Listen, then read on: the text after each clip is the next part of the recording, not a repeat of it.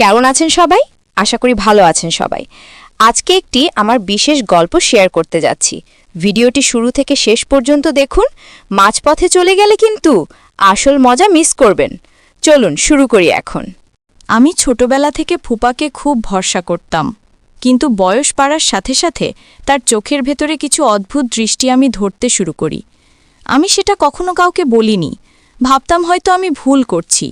কিন্তু এবার ফুপার বাসায় কয়েকদিন থাকার পর বুঝতে পারলাম আমার ভেতরে যে সংখ্যা জন্ম নিচ্ছে সেটা কেবলই মনের ভুল নয়। আমি রাতের বেলা ঘুমোতে গেলে ফুপা সবসময় হাসি মুখে বলতো, চিন্তা করিস না, আমি তোকে আমার মেয়ের মতো দেখি। কিন্তু কেন জানি এই বাক্যের পরেও আমার শরীর কেঁপে উঠত। আমি বুঝতাম কথা আর চোখের ভেতরে দৃষ্টি একরকম নয়। আমি রাতে ফুপির সাথে এক ঘরে থাকতে চেয়েছিলাম, কিন্তু নানা কারণে শেষে ফুপার ঘরেই আমার জায়গা হলো। টিনের ছাউনি দেওয়া ঘরে বাতাস ঢুকত কম, আর জানালার ফাঁক দিয়ে কেবল কুয়াশার মতো অন্ধকার ঢুকে পড়ত। আমি বিছানায় শুয়ে থাকতাম আর কান পাততাম বাইরে শেয়ালের ডাক বা বাতাসের শব্দে, অথচ ভেতরে এক অচেনা নীরবতা আমাকে গ্রাস করত।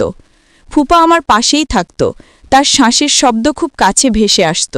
মাঝে মাঝে মনে হতো সেই শ্বাস যেন ইচ্ছে করেই ভারী হচ্ছে। আমি ঘুমোতে চাইতাম, কিন্তু চোখ বুজলেই অস্বস্তির কাঁপন জেগে উঠত। একবার মনে হলো কেউ আমার চুলে হাত রাখল। আমি চোখ খুলে দেখলাম ফুপা পাশ ফিরেছে, কিন্তু তার হাতটা হঠাৎ সরে গেল। আমি কিছু বললাম না, শুধু বুকের ভেতর কাঁপন জমে রইল। আমি মনে মনে বললাম হয়তো এটা কাকতাল, কিন্তু মনের ভেতর একটা সন্দেহের ছায়া গাঢ় হয়ে উঠল। রাত গভীর হলে আমি অনুভব করলাম বাতাস আরও থমথমে হয়ে গেছে। ঘরের ভেতর এক অদ্ভুত গরম জমে আছে। আমি কম্বল সরিয়ে দিলাম, কিন্তু তখনই অনুভব করলাম কারো হাত যেন আমার কাঁধ ছুঁয়ে গেল। আমি এক ঝটকায় সরে গেলাম। ফুপা ঘুমের ভান করছিল হয়তো।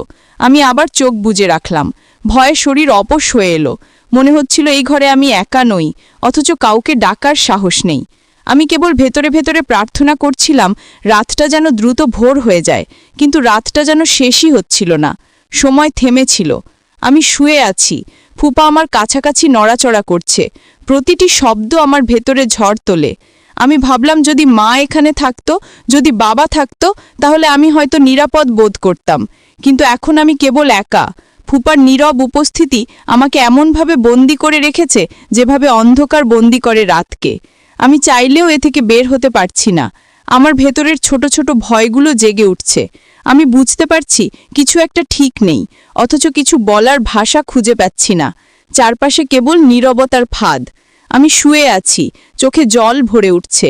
আমি বুঝতে পারছি রাতটা আমার জন্য এক অনন্ত পরীক্ষা। আমি বুঝতে পারছি না আমি কাকে বিশ্বাস করব, কাকে বলবো। এই ভয় কি কেবল আমার মনের কল্পনা, নাকি সত্যিই আমার চারপাশে বিপদের ছায়া ঘিরে আছে? আমি চাইলে চিৎকার করতে পারতাম, কিন্তু কণ্ঠ শুকিয়ে গেছে। মনে হচ্ছিল গলা দিয়ে কোনো শব্দ বের হবে না। আমি শুধু কান পাচ্ছিলাম ফুপার শ্বাসের শব্দের দিকে। সেই শব্দে ছিল অদ্ভুত এক চাপা ইঙ্গিত। আমি বুঝতে পারছিলাম রাতটা সহজ নয়। আমি শুধু চোখ মুছে আবার কম্বল টেনে নিলাম, কিন্তু শরীর জমে গেল ভয়ের আঁকড়ে ধরা অদ্ভুত অনুভূতিতে। রাতের ভেতর যখন আমি বারবার চোখ খুলে আবার বন্ধ করছিলাম, তখন মনে হচ্ছিল চারপাশের দেয়ালগুলো যেন আমাকে তাকিয়ে আছে। কাটা পাহাড়ের এই টিনের ঘর যেন আরও সরু হয়ে এসেছে। ফুপার শ্বাস আমার কানে ঢুকে যাচ্ছে। আমি চেষ্টা করছিলাম কান বন্ধ করতে, কিন্তু পারছিলাম না। আমার বুকের ভেতর কাঁপন জমে উঠছিল। আমি অনুভব করছিলাম ফুপার দেহ নড়ছে, কখনো ধীরে ধীরে সরে আসছে, কখনো আবার চুপচাপ। আমি শুয়ে থেকে ভাবছিলাম হয়তো সবই আমার কল্পনা, হয়তো আমি ভয়ের কারণে ভুল দেখছি। কিন্তু কেন জানি না শরীর কেঁপে উঠছিল। একবার মনে হলো কম্বলের ভেতরে হালকা বাতাস নড়ল, অথচ জানালা বন্ধ। আমি ঘুম ভেঙে উঠে বসতে চাইলাম, কিন্তু পারলাম না। হাত পা যেন পাথরের মতো ভারী হয়ে গেছে। আমি আবার শুয়ে রইলাম। ভেতরে ভয় চেপে ধরছে। মনে হচ্ছিল কেউ খুব কাছে আছে, অথচ চোখ খুলে দেখলে হয়তো অস্বস্তিকর কিছু ধরা পড়বে। আমি সাহস পাইনি। আমি ভাবলাম ভোর হলে উঠব, ফুপির কাছে গিয়ে বলবো আজ থেকে আমি ওর সাথে ঘুমাবো, ফুপার সাথে আর না। কিন্তু ভোর আসতে যেন দেরি হচ্ছিল। অন্ধকার দীর্ঘ হয়ে যাচ্ছিল। আমি আবার চোখ বন্ধ করে প্রার্থনা করছিলাম। এভাবে তো পারা যায় না।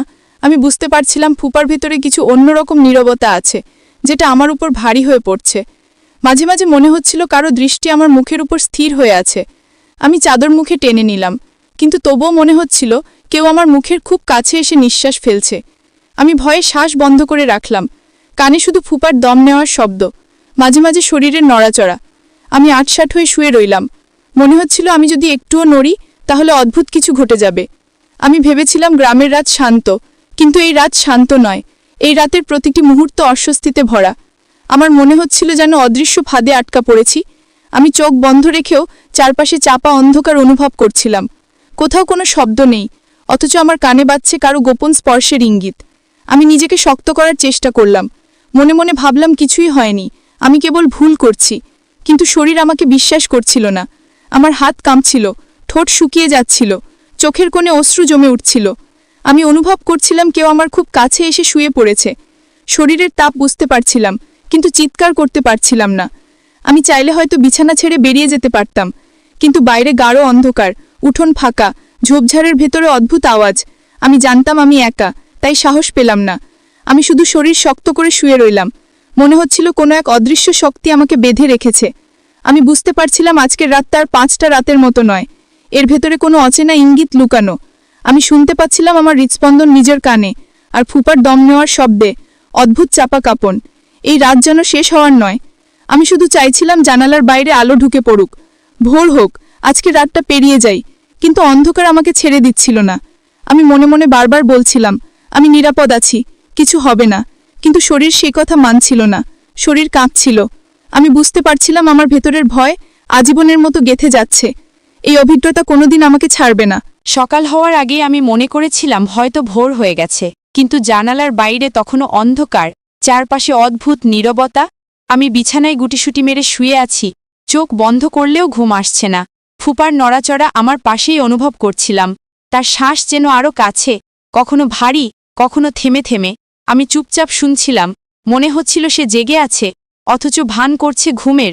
আমার বুকের ভেতর ধুকভুক শব্দ বাড়ছিল।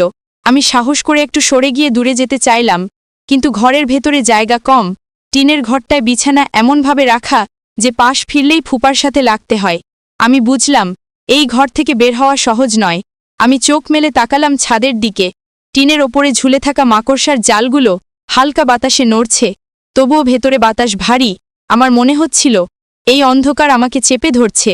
আমি বারবার চাইছিলাম সময় দ্রুত কেটে যাক, কিন্তু প্রতিটি মিনিট যেন ঘন্টার মতো দীর্ঘ হচ্ছিল। হঠাৎ অনুভব করলাম ফুপার হাত আমার খুব কাছাকাছি সরে এসেছে। আমি শ্বাস বন্ধ করে রাখলাম, কিছু বললাম না, শুধু শক্ত হয়ে রইলাম। আমি মনে মনে ভাবছিলাম হয়তো এটা কেবল ঘুমের ভেতরে অজান্তে নলাচড়া, কিন্তু কেন জানি শরীর ঠান্ডা হয়ে গেল। আমি চোখ বন্ধ করেই কেঁপে উঠছিলাম। একসময় মনে হলো কেউ আমার কানের কাছে এসে ফিসফিস করল। যদিও স্পষ্ট কিছু শুনতে পেলাম না, তবুও গায়ের লোম দাঁড়িয়ে গেল। আমি ভয়ে চোখ খোলার সাহস পেলাম না, কেবল প্রার্থনা করছিলাম যেন ভোর হয়ে যায়। আমার মনে হচ্ছিল জানালার বাইরে যদি একটুখানি আলোও আসত, আমি হয়তো দৌড়ে বাইরে চলে যেতাম। কিন্তু তখনও চারপাশ অন্ধকার। আমি শরীর চাদরের নিচে লুকিয়ে রাখলাম, কিন্তু চাদরের ভেতর আরও দম বন্ধ হয়ে আসছিল। আমি মনে করলাম শ্বাস নিতে পারছি না, তবুও চাদর সরালাম না, কারণ ভয় ছিল চোখ খুললে সামনে কি দেখতে পাব। মাঝে মাঝে মনে হচ্ছিল বিছানার উপর চাপা একটা ভারী ছায়া নড়ছে। আমি শুয়ে আছি, কিন্তু শরীর পাথর হয়ে গেছে। আমি নড়তে পারছি না, মুখ খুলতে পারছি না, শুধু চোখের ভেতরে পানি জমে যাচ্ছে। আমি চাইছিলাম চিৎকার করতে, কিন্তু গলা দিয়ে শব্দ বের হচ্ছিল না। আমি ভাবলাম ফুপির কাছে গিয়ে বলবো, কিন্তু কাকে বলবো? ফুপি জানলেও হয়তো বিশ্বাস করবে না। সবাই বলবে ফুপা তো ভালো মানুষ। কিন্তু আমি জানি এই রাতের ভেতর অদ্ভুত কিছু ঘটছে, যা আমি কাউকে বলতে পারবো না। আমি নিজেই জানি না সেটা কিভাবে বলবো। আমার শরীর বারবার কেঁপে উঠছিল। মনে হচ্ছিল আমি এক ভয়াবহ গোপন সত্যের ভেতর ঢুকে গেছি, যেখান থেকে বের হওয়ার কোনো রাস্তা নেই। আমি শুধু ভেতরে ভেতরে চুপচাপ কাঁদছিলাম। অশ্রু কম্বলের নিচে ভিজে যাচ্ছিল, কিন্তু আমি শব্দ করছিলাম না, কারণ মনে হচ্ছিল শব্দ করলেই কিছু ঘটে যাবে। আমি নিঃশ্বাস আটকে রাখছিলাম। মনে হচ্ছিল এই রাত এক অন্তহীন ফাঁদ। আমি জানি সকালে সবাই আমাকে সাধারণ দেখবে, আমি কিছু বলতে পারবো না, কিন্তু ভেতরের কষ্ট কেউ বুঝবে না। আমি তখনই স্থির করলাম আর কখনো ফুপার ঘরে থাকব না। যেভাবেই হোক ফুপির কাছে গিয়ে বলবো, অথবা অজুহাত বানিয়ে মায়ের কাছে ফিরে যাব। কিন্তু সেই রাতটা শেষ হচ্ছিল না। প্রতিটি মুহূর্তে মনে হচ্ছিল আমি যেন গভীর অন্ধকারের নিচে চাপা পড়ে আছি। চারদিক অচেনা, অথচ ফুপার উপস্থিতি আরও অস্বস্তিকর। আমি চুপ করে থাকলাম, চোখ বুজে আবার ভোরের আশায়, কিন্তু মনে হচ্ছিল ভোর কোনোদিন আসবে না। আমি জানি না রাত কতটা পেরিয়েছে, কিন্তু মনে হচ্ছিল সময় থেমে আছে। আমার শরীর অবশ হয়ে পড়েছে। আমি শুয়ে আছি, অথচ মনে হচ্ছে কেউ বারবার আমার চারপাশ ঘুরছে। ফুপার শ্বাস এখনও কাছাকাছি ভেসে আসছে, কখনো ধীরে, কখনো হঠাৎ ভারী হয়ে যাচ্ছে। আমি বুঝতে পারছিলাম সে জেগে আছে, তবুও ভান করছে ঘুমের। আমি চুপচাপ শুনছিলাম, আমার কানে তার নড়াচড়ার শব্দ বারবার ধাক্কা দিচ্ছিল। আমি সাহস করে চাদর সরালাম। চারপাশ অন্ধকার, জানালার ফাঁক দিয়ে কোনো আলো আসছে না, শুধু ছায়ার মতো ফুপার অবয়ব চোখে পড়ছিল। আমি আবার চোখ বুজে ফেললাম। শরীরের প্রতিটি অস্থি কেঁপে উঠছিল। আমি চাইছিলাম উঠে বাইরে চলে যাই, কিন্তু উঠোন অন্ধকার, ঝোপঝাড় ভরা। রাতের নিস্তব্ধতা আরও ভয় জাগাচ্ছিল। আমি পাথরের মতো শুয়ে রইলাম। আমার মাথায় তখন শুধু একটাই চিন্তা, যদি কেউ আমাকে দেখতে পেত, যদি মা এখন পাশে থাকত, আমি হয়তো নিরাপদ বোধ করতাম। কিন্তু এখানে আমি একা। আমার ভেতরের ভয় প্রতিটি মুহূর্তে বাড়ছিল। একবার মনে হলো বিছানা নড়ল, হয়তো ফুপা পাশ ফিরল, কিন্তু আমি বুঝতে পারছিলাম নড়াচড়াটা স্বাভাবিক নয়। আমার হাত কাঁপছিল। আমি আঁকড়ে ধরলাম চাদর, কিন্তু তবুও মনে হচ্ছিল সেই নড়াচড়া আমার চারপাশে ঘুরছে। আমার কানে যেন অচেনা শব্দ ভেসে আসছিল, খুব চাপা, খুব কাছে। আমি শ্বাস বন্ধ করে রাখলাম। আমি ভেবেছিলাম হয়তো এভাবে থাকলে কিছু হবে না, সময় কেটে যাবে। কিন্তু সময় কেটে যাচ্ছিল না, প্রতিটি মুহূর্ত এক অজানা ফাঁদের মতো। আমি অনুভব করছিলাম বিছানার একপাশ ভারী হয়ে আসছে, যেন কেউ ধীরে ধীরে আরও কাছে সরে আসছে। আমি চোখ মুছে ফেললাম, কিছু দেখব না ঠিক করলাম, শুধু বেঁচে থাকব ভোর পর্যন্ত। আমার চোখে জল নেমে আসছিল, বুকের ভেতর শব্দ হচ্ছিল ধূপধাপ, তবুও শব্দ বের হচ্ছিল না মুখ দিয়ে। আমি চাইলে হয়তো একবার ডাকতে পারতাম, কিন্তু সাহস হলো না। মনে হচ্ছিল ডাক দিলে পরিস্থিতি আরও ভয়ের হয়ে যাবে। আমি বারবার প্রার্থনা করছিলাম আল্লাহর কাছে যেন রাত শেষ হয়, কিন্তু রাত তখনও অনেক বাকি। আমার হাত পা ঠান্ডা হয়ে যাচ্ছিল, মনে হচ্ছিল শরীর নিস্তেজ হয়ে গেছে। আমি চাদরের ভেতর মুখ গুজে রেখেছিলাম, তবুও মনে হচ্ছিল চাদরের বাইরের অন্ধকার ভেতরে ঢুকে পড়ছে। ফুপার উপস্থিতি এতটা কাছে যে নিঃশ্বাস নিলেও মনে হচ্ছিল তার শ্বাসের সাথে মিশে যাচ্ছে। আমি আর সহ্য করতে পারছিলাম না, মনে হচ্ছিল আমি ভেঙে পড়ব, কিন্তু কিছু করার ছিল না। আমি স্থির হয়ে পড়ে রইলাম, শরীর কাঁপছিল ভেতরে ভেতরে। আমি জানি না কিভাবে রাতটা কেটেছে, কিন্তু মনে হচ্ছিল প্রতিটি মিনিট এক জীবনের মতো দীর্ঘ। আমি অনুভব করছিলাম আমার নিরাপত্তা ছিনিয়ে নেওয়া হচ্ছে, অথচ কাউকে বলার ভাষা খুঁজে পাচ্ছি না। আমি শুধু ভেতরে ভেতরে বুঝে যাচ্ছিলাম কিছু একটা ভয়ঙ্কর ঘটছে। রাত তখন এতটাই গভীর হয়ে উঠেছিল যে মনে হচ্ছিল সময় থমকে গেছে। চারপাশের গ্রাম অন্ধকারে ডুবে আছে, দূরে কোথাও কুকুর ডাকছে, হাওয়ার শব্দ টিনের চালের ফাঁক দিয়ে শো শো করে ঢুকছে। অথচ ঘরের ভেতরে নিস্তব্ধতা এত ভারী যে শ্বাস নিতে কষ্ট হচ্ছিল। আমি বিছানার কোণে শুয়ে আছি, চাদর দিয়ে পুরো শরীর মুড়ে রেখেছি। মনে হচ্ছিল এভাবে থাকলেই হয়তো নিরাপদ থাকব, কিন্তু চাদরের ভেতরও দম বন্ধ হয়ে আসছিল। আমার বুকের ভেতরের ধুকপুক শব্দ কানে ধাক্কা মারছিল। আমি ভয় পাচ্ছিলাম ফুপা যদি বুঝে যায় আমি জেগে আছি। আমি মরার মতো চোখ বন্ধ করে রেখেছিলাম, শরীর শক্ত হয়েছিল, কোনো শব্দ বের করতে সাহস পাচ্ছিলাম না।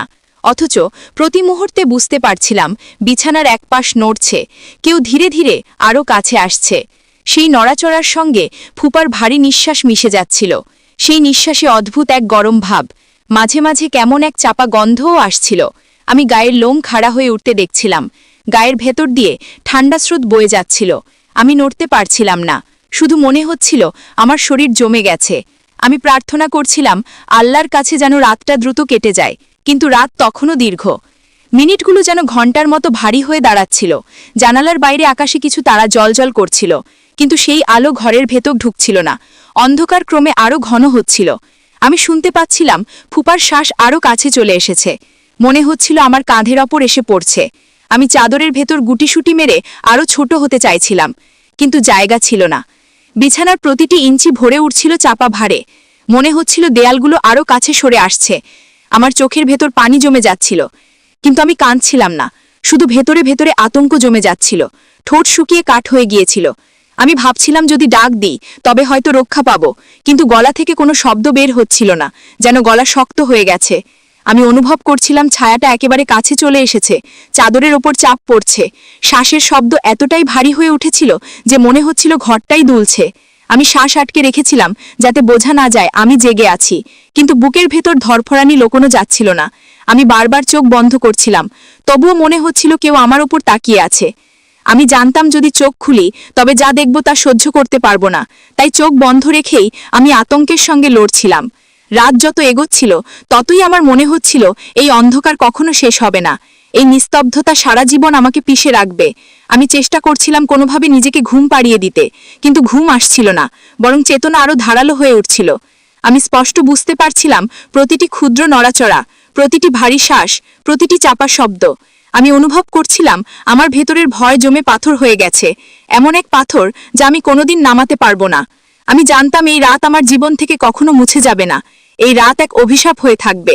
আমি কাউকে বলতে পারবো না, শুধু ইঙ্গিত দিতে পারবো, শুধু অনুভূতির ভার বোঝাতে পারবো, কিন্তু শব্দে প্রকাশ করতে পারবো না। আমি ভেতরে ভেতরে ভেঙে পড়ছিলাম, অথচ বাইরে থেকে আমি নিস্তব্ধ, অচল, একেবারে ঘুমন্ত মানুষের মতো পড়েছিলাম। আমি শুধু অপেক্ষা করছিলাম কখন মসজিদের আজান ভেসে আসবে, কখন আলো ফুরে ভোর নামবে। কিন্তু ভোর তখনও দূরে, অন্ধকার তখনও আমাকে পিষে যাচ্ছিল, আর আমি নিঃশব্দে আতঙ্কের মধ্যে ডুবে যাচ্ছিলাম। রাত তখন যেন শেষ হতে চাইছিল না, প্রতিটি মুহূর্ত আরও দীর্ঘ হয়ে উঠছিল। মনে হচ্ছিল ঘড়ির কাঁটা থেমে গেছে। আমি বিছানার কোণে শক্ত হয়ে শুয়ে আছি, শরীর জমে গেছে, ঠোঁট শুকিয়ে ফেটে গেছে, চোখের পাতার ভেতর দিয়ে পানি জমে উঠছে, কিন্তু আমি কান্না করতে পারছি না, শব্দ বের করতে পারছি না। শুধু ভেতরে ভেতরে আতঙ্ক জমে দানা বাঁধছে। আমি অনুভব করছিলাম ঘরের অন্ধকার আরও ভারী হয়ে আসছে, বাতাসের ভেতর চাপা এক অজানা গন্ধ ছড়িয়ে পড়ছে, নিঃশ্বাসের ভেতর ভয়ের সঙ্গে মিশে আছে অস্বস্তির এক দীর্ঘ ছায়া। আমি জানি আমি একা নই, আমি জানি আমার চারপাশে আরও এক উপস্থিতি আছে, এমন এক উপস্থিতি যাকে আমি নাম দিতে চাই না, যাকে আমি ভাষায় প্রকাশ করতে চাই না, শুধু শরীর দিয়ে অনুভব করছি। বিছানার চাদরের ওপর চাপ পড়ছে, চারপাশের শূন্যতা সরে আসছে, অন্ধকার আরও ঘন হয়ে উঠছে। আমি চেষ্টা করছি নিজেকে বোঝাতে সবকিছু মায়া, আমি স্বপ্ন দেখছি, কিন্তু বুকের ভেতরে ধুকপুকানি বলে দিচ্ছে এটা স্বপ্ন নয়, এটা বাস্তব। আমি নিঃশ্বাস আটকে রেখেছি, তবুও মনে হচ্ছে শব্দ বেরিয়ে যাচ্ছে। আমি ভয় পাচ্ছি ফুপা বুঝে ফেলবে আমি জেগে আছি। আমি চাদরের ভেতর মুখ লুকিয়ে রেখেছি, কিন্তু মনে হচ্ছে চাদর ভেদ করে সেই দৃষ্টি আমাকে বিদ্ধ করছে। আমি কল্পনা করছি জানালার ফাঁক দিয়ে ভোরের আলো ঢুকে পড়ুক, পাখির ডাক শোনা যাক, কিন্তু কিছুই হচ্ছে না।